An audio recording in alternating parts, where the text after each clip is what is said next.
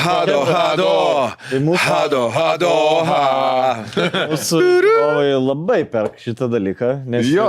jau 4 ar 5 kartą Hebra grįžta. Jo. Šluoja Tikslinė lentyną. auditorija.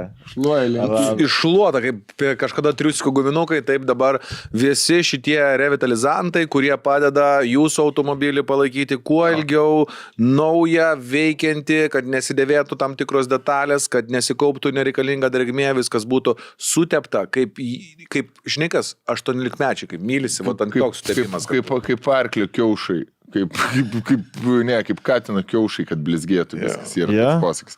Čia toks referendas. Ir posakis. Katina kiaušai. Šiaip Lietuvoje yra automobilių parkas naujėjantis, atsinaujinantis vis su kiekvienais metais, bet tikrai yra automobilių, kurie yra nuvažiavę didesnės ridas, ypatingai ant pavasario, bičiukai dabar pradeda žiūrėti. Tos automobilis labai gerai užuodžia iš paskos su Vespa važiuodams. Toks žinai, kur atsistoji.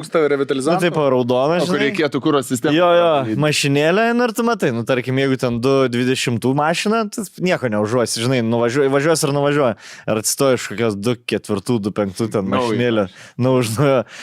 Ir toks, kur nuvažiuoji. Prasidarai šitą šalmuką, kad prasivadintų, ne? Aš va taip, iš karto užsidedu, tipo, kad... Yeah. Tai